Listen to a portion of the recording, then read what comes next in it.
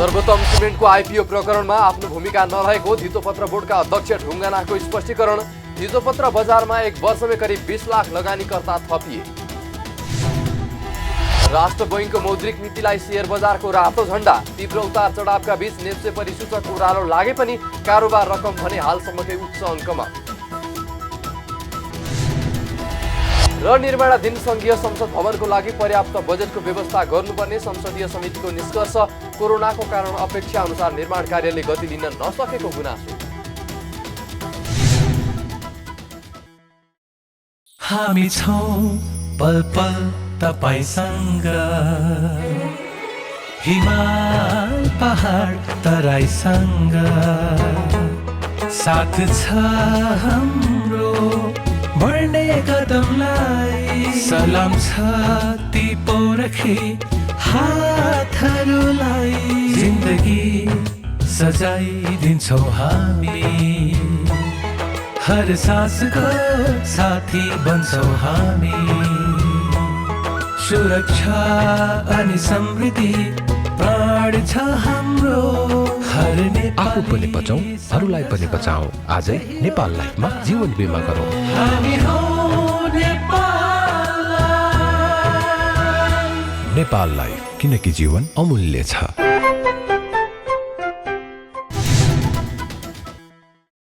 नमस्कार, कारोबार समाचारमा स्वागत छ। अब समाचार विस्तारमा। नेपाल धितोपत्र बोर्डका अध्यक्ष भीष्मराज ढुङ्गानाले सर्वोत्तम सिमेन्टको प्राथमिक सेयर आइपिओ खरिदमा आफ्नो कुनै पनि भूमिका नरहेको स्पष्टीकरण दिनुभएको छ।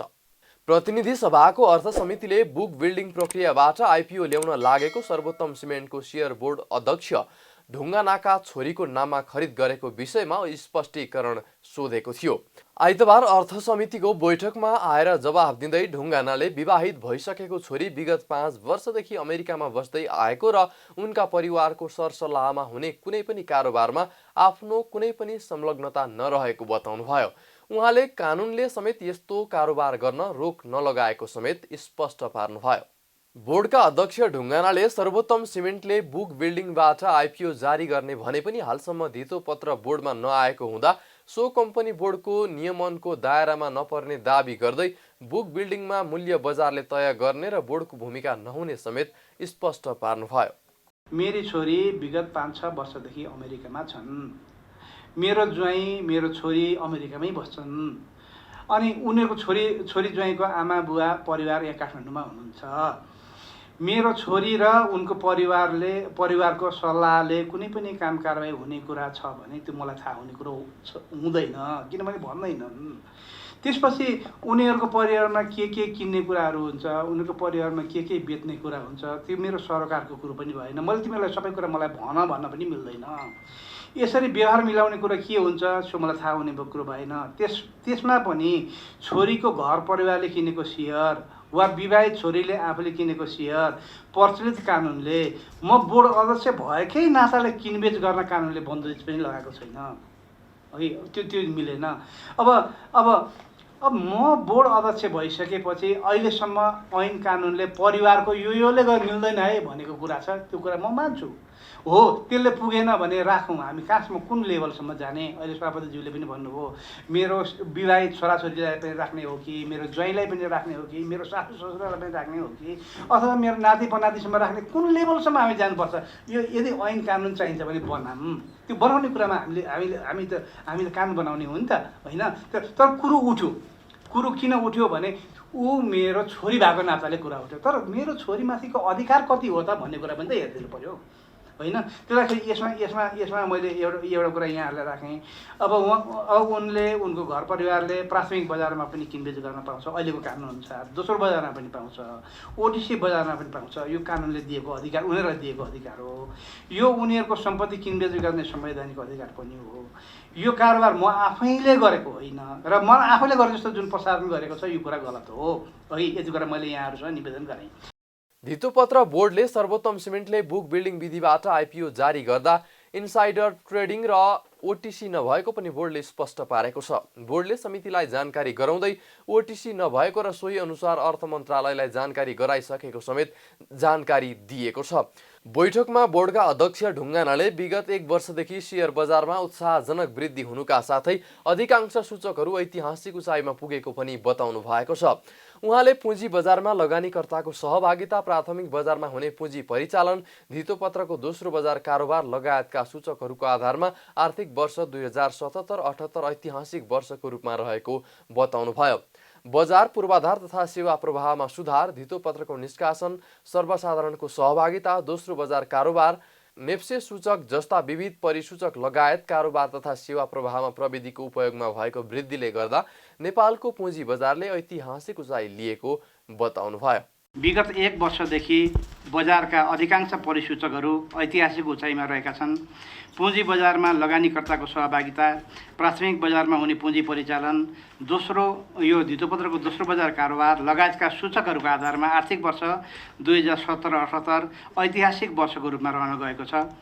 बजार पूर्वाधार तथा सेवा प्रवाहमा सुधार, धितोपत्रको निष्कासन मार्फत पुँजी परिचालन, सर्वसाधारणको सहभागिता, दोस्रो बजार कारोबार, नेप्से सूचकाङ्क जस्ता विविध परिसूचक लगायत कारोबार तथा सेवा प्रवाहमा प्रविधिको उपयोगमा भएको वृद्धिले गर्दा नेपालको पुँजी बजारले यो साल ऐतिहासिक उचाइ लिएको हो। बोर्डका अध्यक्ष ढुङ्गानाले नेपालको पुँजी बजार अन्तर्राष्ट्रिय स्तरको बनाउन चालु आर्थिक वर्ष रणनीतिक योजना कार्यान्वयनको विशेष वर्ष, सूचना प्रविधि पूर्वाधारको जग तयारी वर्ष र पुँजी बजारको विस्तार र बजारको पहुँच अभिवृद्धि वर्ष गरी 3वटा नारासहित अगाडि बढाउनको लागि पनि जानकारी दिनुभएको छ। उहाँले यी 3वटा नारालाई आधार बनाएर बोर्डले चालु आर्थिक वर्षको धितोपत्र बजार तथा वस्तु विनिमय बजार सम्बन्धी नीति तथा कार्यक्रम स्वीकृत गरेको र सार्वजनिक गर्ने तयारी गरेको पनि जानकारी दिनुभयो।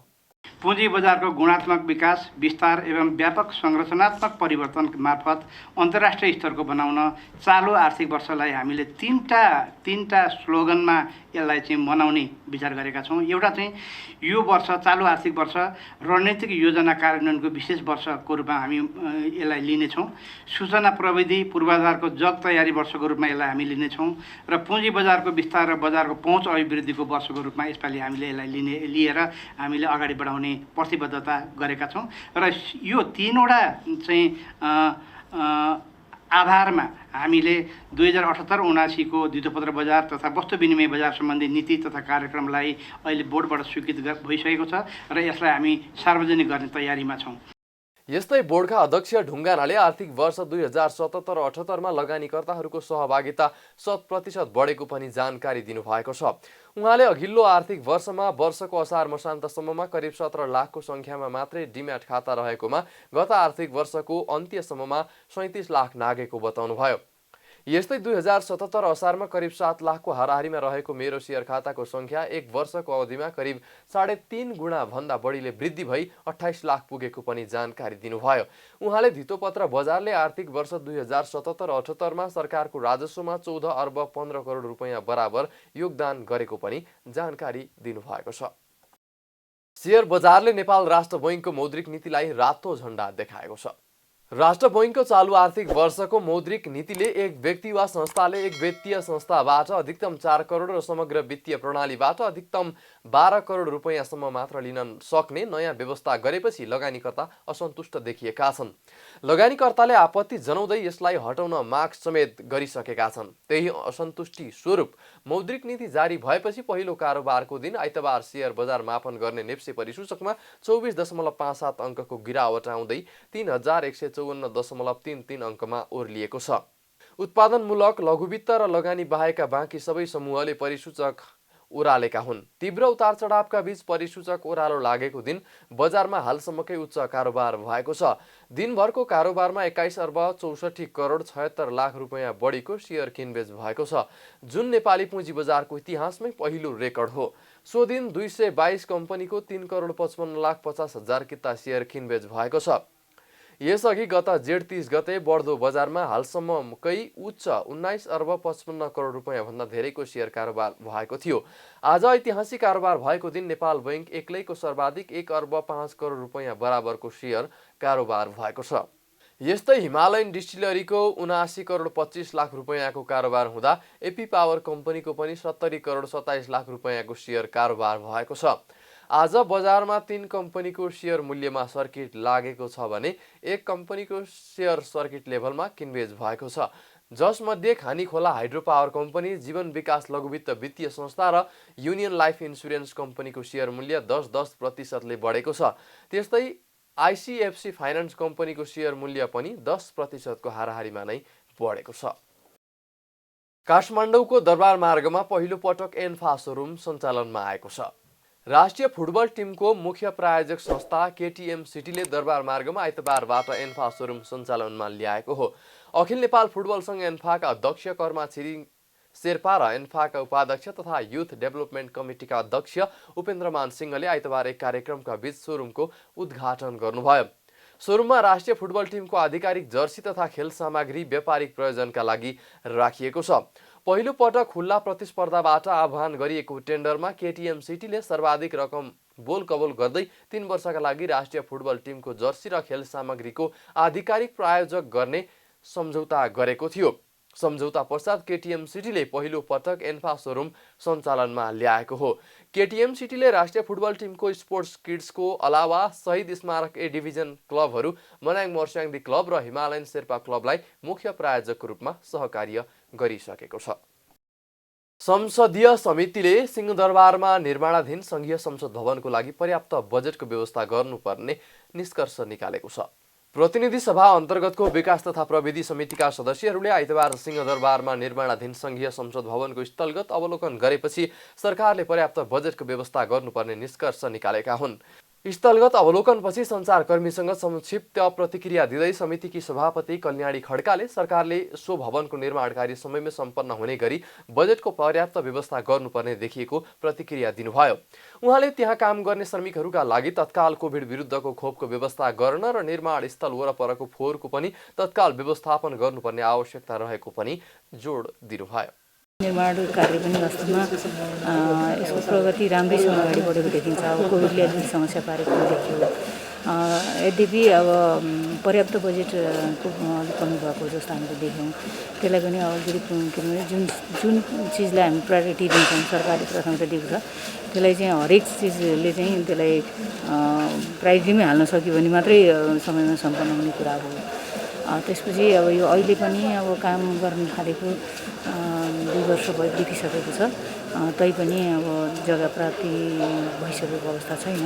त्यतातिर पनि ध्यान दिनुपर्ने देखिएको छ। हामीले जुन ओभरटेक छ त्यो र दोस्रो कुरा यो यहाँको जुन फोहोर व्यवस्थापनको जुन ड्रेनेज हो त्यसका निम्ति पनि व्यवस्थापन गर्नुपर्ने देखियो। अहिले त्यसको कुनै पनि योजना हामीले देखेन र भित्र नै व्यवस्थापन त्यो हुन सक्दैन। त्यसैले नदीसम्म पुर्याउनु सम्बन्धित निकायलाई समितिले निर्देशन दिनुपर्ने छ। र अर्को कुरा मजदुरहरूलाई खोपको व्यवस्थापन पनि नभएको र त्यसले सम्बन्धित मन्त्रालय स्वास्थ्य मन्त्रालयले निर्देशन दिनुपर्ने देखिन्छ र स्वास्थ्य मापदण्ड अपनाएर अझ यिनै कुराहरू हामीले देखेका छौँ र यद्यपि हामी फेरि समितिको बैठक पनि बस्ला एक खालको निर्णय गर्ने नै छौँ। सो क्रममा शहरी विकास मन्त्रालयका सचिव डाक्टर रमेश प्रसाद सिंहले संसद भवन परिसरभित्र निर्माण भइरहेका 12वटा ब्लकहरूको कार्य प्रगति विवरण तथा निर्माणमा देखिएका समस्याबारे समितिका सदस्यहरूलाई जानकारी गराउनु भएको थियो।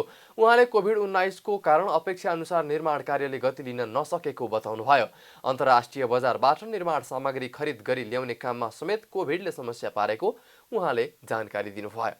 विदेशबाट आयात ल्याउनु पर्ने मेकानिकल, इलेक्ट्रिकल, प्लम्बिङ र इन्टेरियर र अन्य सिभिल आइटम्सहरू सहितका फर्निचर, फिक्सचर्सहरू पनि विदेशबाटै ल्याउनु पर्ने भएकोले गर्दाखेरि कोभिड-19 कारणले ट्रान्सपोर्टेसन पोर्ट तथा भन्सारमा पनि केही ढिलाइ भएकोले गर्दाखेरि काम अलिक ढिलाइ भएको छ र निर्माण कार्यमा पनि अब प्रयोग हुने सामग्रीहरूको लागि उद्योग बन्द भएकोले गर्दाखेरि निर्माण सामग्री पनि अभाव भएको र निर्माण कोभिड-19 को मापदण्ड बमोजिम निर्माण कार्य गर्दाखेरि स्थलमा पनि जनशक्ति अब जुन लक्ष्य अनुसारको हामीले उपलब्ध गराउन सकेनौँ र दाछी इँटाको आवश्यक परिमाण तथा प्रकारको उत्पादन पनि हुन सकेन। जति हामीले डिमान्ड गरेको पनि हुन सकेन।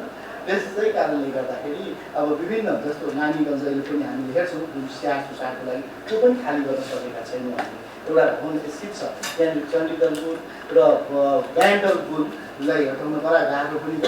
त्यसको लागि हामीले छुट्टै पनि निर्माणको काम गर्ने भनेर अर्थ मन्त्रालयबाट पछि बजेट विनियोजन भएपछि अनि बल्ल उहाँहरूले छोड्नु भएको छ र ब्यान्डल पुललाई कुनै अहिले पनि सरिन सक्ने अवस्था छ र त्यो नारायणी दरबारमा त्यहाँनिर सार्ने योजना अनुसार उहाँको वैकल्पिक व्यवस्था सुरुमा भएको भए अलिक ढिलाइ दिन सक्दैन थियो, तथापि हामीले सार्न सक्दैनौँ। सचिव सिंहले निर्माण स्थल परिसरमा निर्माण हुने 12वटा ब्लकमध्ये 11वटा ब्लकहरूको निर्माणको कार्य भइरहेको जानकारी गराउँदै पार्किङ ब्लकको पहिलो तल्लाको 60% काम सम्पन्न भएको पनि जानकारी दिनुभयो। त्यसैगरी राष्ट्रिय सभाको भुइँतल्लाको निर्माण कार्य सम्पन्न भई पहिलो तल्लाको 70% कार्य सम्पन्न भएको तथा प्रतिनिधि सभाको भुइँतल्लाको निर्माण कार्य 90% सम्पन्न गरिएको र पहिलो तल्लाको निर्माण कार्य 23% सम्पन्न गरिएको पनि सचिव सिंहले जानकारी दिनुभयो। राष्ट्रिय सभाको ग्राउन्ड फ्लोरको स्ट्रक्चरल कार्य कम्प्लिट भएको छ। पहिलो तल्लाको 70% कार्य चाहिँ सम्पन्न भएको छ। अब सेन्ट्रल लबी जुन प्रतिनिधि सभा राष्ट्रिय सभाको बिचमा हुने लबी त्यसको कार्य 79% कार्य चाहिँ सम्पन्न भई फर्स्ट फ्लोरको 50% कार्य चाहिँ सम्पन्न भएको छ। त्यस्तै प्रतिनिधि सभाको ग्राउन्ड फ्लोरसम्मको कार्य 90% कार्य सम्पन्न भएको छ। लक्ष्य अनुसार सायद हुनुपर्नेमा 90% चाहिँ कार्य सम्पन्न भएको छ। स्ट्रक्चरमा हैन? हजुर हजुर। अनि स्ट्रक्चर त हुन नसके भएछ तपाईको चाहिँ 90% कार्य सम्पन्न भएको छ। 90% र यसमा ब्रिक वर्कको काम अगाडि बढ्दै गएको छ र पहिलो तल्लाको 23% स्ट्रक्चर कार्य सम्पन्न। स्ट्रक्चर कार्य 23%। अब यसको लोअर ग्राउन्ड फ्लोरसम्म जुन आउनुपर्ने हो नि त्यो चाहिँ 90% कार्य सम्पन्न भएको छ। भ्याट बाहेक 6 अर्ब 92 करोड रुपैयाँमा निर्माण सम्पन्न गर्ने लक्ष्य लिएको सो भवनको निर्माण कार्यको जिम्मेवारी टुण्डी शेख जेबीले पाएको छ। 2076 साल असोज 16 गते तत्कालीन प्रधानमन्त्री केपी शर्मा ओलीले शिलान्यास गर्नुभएको सो निर्माणाधीन भवनको निर्माण कार्य 2080 वैशाख 14 गते सम्पन्न गर्ने समय सीमा तोकिएको छ। यसअघि सभामुख अग्निप्रसाद सापकोटाले पनि सो निर्माणाधीन भवनको स्थलगत अवलोकन गरी निर्माण कार्य तोकिएको समयभन्दा अघि नै सम्पन्न गर्न आयोजनाका पदाधिकारीहरूलाई आग्रह गर्नुभएको थियो। श्रमिकहरूको कामको सम्मान र सामाजिक सुरक्षाको कार्यान्वयनको माग राख्दै संयुक्त ट्रेड युनियन समन्वय केन्द्र जेटीयुसीसीले नयाँ स्वरूपको आन्दोलन गर्ने घोषणा गरेको छ।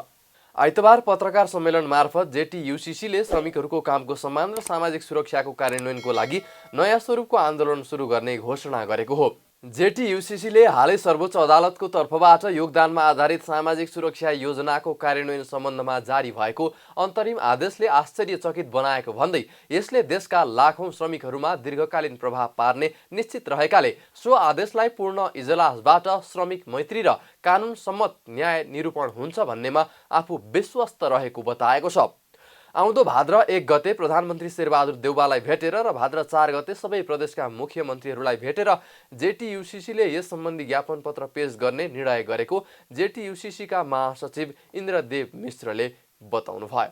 उहाँले सामाजिक सुरक्षा कोषमा आबद्ध हुँदा श्रमिकले खाइपाई आएको सुविधा कटौती हुन्छ भन्ने भ्रम फिजाइएको बताउनुभयो।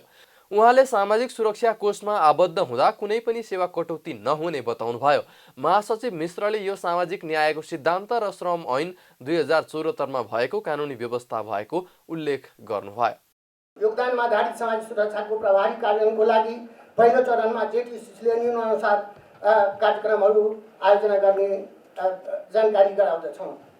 1 मिति 2078 भाद्र 1 गते सम्मानीय प्रधानमन्त्री र भाद्र 4 गते सबै प्रदेशका माननीय मुख्यमन्त्रीजी समक्ष ज्ञापन पत्र पेश गर्ने र भाद्र 2 गते रोजगारदाताहरूलाई पनि ज्ञापन पत्र दिने। 2 मा उपरोक्त ज्ञापन पत्र सहित श्रम रोजगार तथा सामाजिक सुरक्षा मन्त्रालय र अर्थ मन्त्रालयमा छलफल गर्ने। मिति 2078 भाद्र 4 गते सामाजिक सुरक्षा कोषमा सूचीकरण नभएको र सूचीकरण भएर पनि योगदान रकम जम्मा नगरेको ठुला प्रतिष्ठानको गेट अगाडि जेटीयुसीसँग आबद्ध महासङ्घहरूले आफ्नो आफ्नो ब्यानर सहित विरोध सभा आयोजन गर्ने। 4 मिति 2078 भाद्र 5 गते 7वटा प्रदेशमा एकैपटक सामाजिक सुरक्षा योजना कार्यान्वयनको लागि नारा जुलुस सहित श्रमिक सचेतना कार्यक्रम सञ्चालन गर्ने। 5 सञ्चार माध्यम मार्फत योगदानमा आधारित सामाजिक सुरक्षा योजना कार्यान्वयन सम्बन्धमा बहस तथा सचेतनामूलक कार्यक्रम सञ्चालन गर्ने। 6 योगदानमा आधारित सामाजिक सुरक्षा योजना कार्यान्वयन सम्बन्धमा सरकारवालाहरूसँगको छलफललाई निरन्तरता दिने। 7 मा सामाजिक सुरक्षा कोषमा सूचीकरण नभएको र सूचीकरण भएर पनि योगदान रकम जम्मा नगरेको उद्योग प्रतिष्ठानलाई सरकारबाट दिने सुविधा र विभिन्न छुट सहुलियत रोका गर्ने दबाब दिने। अनौपचारिक क्षेत्र तथा स्वरोजगार श्रमिकहरूलाई स्थानीय तहमा पञ्जीकरण गर्न र श्रम डेस्कका स्थापना गर्न र अभिलेखीकरणको लागि स्थायी प्रणाली विकास गर्न माग गर्ने र 9मा श्रम ऐनको दफा 145 लगायत श्रमिक विरोधी धारा संशोधन श्रम अर्जीको व्यवस्था गर्न दबाब दिने। नेपालको संविधान 2072 को धारा 34 को 2 बमोजिम सबैलाई सामाजिक सुरक्षाको प्रत्याभूति गर्न आवश्यक रहेको भनिएकोले संविधानको भावनालाई आत्मसात गर्दै जारी भएको श्रम ऐन 2074 लागू गर्न अनिवार्य रहेको उल्लेख छ। जेटीयूसीसीले श्रमिकको योगदानमा आधारित सामाजिक सुरक्षा ऐन 2074 अनुसार कोषमा सूचीकृत नै नहुने र श्रमिकलाई पनि सूचीकृत नगराउने ऐन बमोजिम श्रमिकको योगदान कट्टा गर्ने तर सामाजिक सुरक्षा कोषमा श्रमिकलाई सूचीकृत नगर्ने लगायतका स्वेच्छाचारी प्रवृत्ति बढेको भन्दै रोजगारदाता समयमै सच्चिन चेतावनी दिएको छ। सामाजिक सुरक्षा ऐन लागू गर्न दबाब दिँदै Nepal trekking travels rafting airlines सांस्कृतिक प्राकृतिक मजदुर युनियनले साङ्केतिक प्रदर्शन गरेको छ। आइतबार बिहान युनियनले सामाजिक सुरक्षा ऐन लागू नगरेको र मजदुरको सामाजिक सुरक्षा नकाटेको भन्दै बबरमहल स्थित नागरिक उड्डयन प्राधिकरणको परिसरमा विरोध प्रदर्शन गरेको हो। युनियनले बारम्बार मजदुरहरूको सामाजिक सुरक्षा भत्ता काट्नुपर्छ भनेर ध्यान आकर्षण गर्दा समेत नागरिक उड्डयन प्राधिकरण र त्यस अन्तर्गतको सिभिल इन्जिनियरिङ शाखाले सामाजिक सुरक्षा भत्ता नकाट्ने ठेकेदारलाई ठेक्का दिने गरेपछि बाध्य भएर प्रदर्शनमा उत्रिएको बताएको छ। युनियनका अध्यक्ष सुमन प्रसाद पराजुलीले सिभिल इन्जिनियरिङ महाशाखा र आउटसोर्सिङ कम्पनी मिलेर कमिसन खाएर एउटै ठेकेदारलाई बारम्बार ठेक्का आह्वान गरिरहेकोले बाध्य भएर आफूहरू आन्दोलनमा उत्रनु परेको बताउनुभयो। हामीले बारम्बार नागरिक उड्डयन प्राधिकरण के भनेका थियौँ भने यी श्रमिकहरूको सामाजिक सुरक्षा लागू गर्नु पर्यो। नेपाल सरकारले घोषणा गरेको सामाजिक सुरक्षा लागू नगर्नेको ब्याङ्क खाता रोक्नुपर्छ भनेको छ। तपाईँहरू त्यो ब्याङ्क खाता रोक्नु र सामाजिक सुरक्षा लागू गर्नु भन्दाखेरि चाहिँ नागरिक उड्डयन प्राधिकरण सिभिल एभिएसन यो शाखा र यहाँ एयरपोर्टको जिएमले हामीले बारम्बार ताकेता गर्दाखेरि उहाँले ठेकदारले केही भन्न नसक्ने र त्यो ठेकदारले उहाँले प्रत्यर्पण गरेको हुनाले चाहिँ हामी बाध्य भएर आज यहाँ आन्दोलन उत्रेका छौँ। आज हाम्रो यो साङ्केतिक हो। भोलि हामी अख्तियार दुरुपयोग अनुसन्धान आयोगमा हामी यहाँका ठेकदार कम्पनी इन्जिनियर महाशाखा नागरिक उड्डयन प्राधिकरण भ्रष्टाचारको आडमा चाहिँ मजदुरहरूको सामाजिक सुरक्षा काटेन भनेर हामी उज्रिहाल्दैछौँ। साथसाथै हामी नागरिक उड्डयन प्राधिकरणको हेड अफिस पनि घेराउ गर्छ र हामीले यो मुद्दालाई इन्टरनेसनल आयोगमा पनि मुद्दा हाल्नु भने हामी प्लानिङ गरेका छौँ। आज हाम्रो साङ्केतिक हो। यदि मजदुरको सुनवाई यो साउन महिनामा सबै वृद्धि भएको तलब र सामाजिक सुरक्षा यदि गएन भने हामी त्यस्तो ठेकदारको विरुद्ध चाहिँ हामी ब्याङ्क खाता रोका गन्तीमा जाँदैछौँ। युनियनका अध्यक्ष पराजुलीले यो विषयलाई अन्तर्राष्ट्रिय आयोगमा पनि सुनवाईका लागि मुद्दा हाल्ने चेतावनी समेत दिनुभयो। सत्तारूढ दल नेपाली कांग्रेस र प्रमुख प्रतिपक्षी नेकपा एमालेका नेताहरूले अफगानिस्तानमा रहेका नेपालीहरूलाई उद्धार गरी तत्काल स्वदेश फिर्ता गराउन सरकारको गम्भीर ध्यान आकर्षण गराएका छन्। सत्तारूढ दल नेपाली कांग्रेसका नेता रमेश लेखक र प्रमुख प्रतिपक्षी दल नेकपा एमालेका नेता डाक्टर राजन भट्टराईले अतिवादी समूह तालिबानले अफगानिस्तानमा तनावग्रस्त बनाइरहेका बेला नेपाली नागरिकहरूको उद्धार गरी तत्काल स्वदेश फिर्ता गराउन गम्भीर भइदिन सरकारको ध्यान आकर्षण गराउनु भएको हो। आइतबार काठमाडौँमा आयोजित साक्षात्कार कार्यक्रममा बोल्दै सत्तारूढ दल नेपाली कांग्रेस नेता एवं पूर्व मन्त्री लेखकले नेपाली नागरिकहरूलाई सुरक्षित ढङ्गले स्वदेश फिर्ता गराउन जिम्मेवार भइदिन सरकारसँग आग्रह गर्नुभयो। उहाँले अफगानिस्तानमा ठूलो संख्यामा नेपालीहरू रहेको उल्लेख गर्दै उनीहरूको जीवन सुरक्षा गर्न सरकारलाई संवेदनशील भइदिन पनि पटक पटक आग्रह गर्नुभयो। अत्यन्त ज्यादा संवेदनशील, अत्यन्त ज्यादा जिम्मेवार र अत्यन्त ज्यादा गम्भीर भएर हेर्नुपर्ने सोच्नुपर्ने विषय छ। अहिले अफगानिस्तानमा एउटा विशेष राजनीतिक परिस्थिति उत्पन्न भएको छ। त्यहाँ भएका विदेशीहरू सबै चिन्तामा रहेका छन् र ठूलो संख्यामा नेपाली नागरिक पनि अफगानिस्तानमा रहेका छन्। ती नागरिकहरूको सुरक्षित घर फिर्ती र त्यहाँ रहँदासम्म पनि सुरक्षाको सरकारले सुनिश्चितता गर्नुपर्छ र सुरक्षापूर्वक स्वदेश फिर्ता गर्ने काममा पनि सरकार गम्भीरतापूर्वक तदारकतापूर्वक लाग्नुपर्छ। यो विषय मैले सरकारमा रहनुभएका सम्माननीय प्रधानमन्त्रीजी र मन्त्रीजीहरूलाई व्यक्तिगत रूपले पनि आग्रह गर्नेछु र यसबारेमा सरकार अत्यन्त संवेदनशील गम्भीर हुनुपर्छ भन्ने मेरो मान्यता छ, आग्रह छ। यता प्रमुख प्रतिपक्षी दल नेकपा एमालेका विदेश विभाग प्रमुख डाक्टर भट्टराईले पनि अफगानिस्तानबाट ढिला नगरी नेपाली नागरिकको स्वदेश फिर्ता गराउने काममा लाग्न सरकारसँग माग गर्नुभयो। उहाँले द्वन्द्व र हिंसाको चपेटामा परेका आफ्ना नागरिकको जीवन रक्षा गर्ने काममा सरकार जिम्मेवार हुनुपर्ने समेत बताउनुभयो। परराष्ट्रविद समेत रहनुभएका डाक्टर भट्टराईले अफगानिस्तानमा हिंसा अन्त्य र छिटो शान्ति पुनर्बहालीको माग समेत गर्नुभयो। ढिलो नगरिकन मलाई लाग्छ यो किन ढिला भइरहेको छ, हामीले त्यहाँ रहेका नेपालीहरूलाई उद्धार गर्ने मामलामा म आफै अलिकति प्रश्न उठाइरहेको छु। यस कारणले पनि उठाइरहेको छु कि वास्तवमा यो विषय धेरै अगाडिदेखि अब त्यहाँ गतिविधि ठिक छैन है। अफगानिस्तानबाट जब अमेरिकी सेना वापस हुँदैछ, फिर्ता हुँदैछ, नाटोले छोडिसकेको छ, त्यस्तो अवस्थामा त्यहाँ अस्थिरतातर्फ उन्मुख भइरहेको छ र अस्थिरता र द्वन्द्वको बिचमा नेपालीहरू त्यसभित्र पनि हिजोको सरकार एकपछि अर्को असफलता प्राप्त गरिरहेको छ र नयाँ शक्तिले लिइरहेको छ। अघि नै भन्नुभयो कि अब अधिकांश काबुल बाहिरका मेजर सहरहरू तालिबानको अन्डरमा गइसकेका छन्। अब हामीले ढिला नगरिकन नेपालीहरूलाई उद्धार गर्नु आवश्यक हुन्छ। कार्यक्रममा परराष्ट्रविद डाक्टर निश्चलनाथ पाण्डेले पनि अफगानिस्तानमा रहेका नेपालीहरूको उद्धारमा ढिलाइ नगर्नु सरकारको ध्यान आकर्षण गराउनु भएको छ। परराष्ट्रविद पाण्डेले दक्षिण एसियाली क्षेत्रीय सहयोग संगठन सार्कको सदस्य भएको नाताले नेपालको तर्फबाट प्रधानमन्त्री शेरबहादुर देउवाले अफगानिस्तानमा भएको हिंसा अन्त्यका लागि पहल गर्न ढिलाइ गर्न नहुनेमा पनि जोड दिनुभयो। यता सरकारले पनि अफगानिस्तानमा रहेका नेपालीको उद्धारका लागि परराष्ट्र मन्त्रालयले सहसचिवको नेतृत्वमा समिति गठन गरेको छ। संसदको अन्तर्राष्ट्रिय सम्बन्ध समितिको आइतबारको बैठकमा परराष्ट्र सचिव भरतराज पौडेलले यस्तो जानकारी दिनुभएको हो। कारोबार समाचारमा अब सुनचाँदी र विदेशी विनिमय दर सम्बन्धी जानकारी।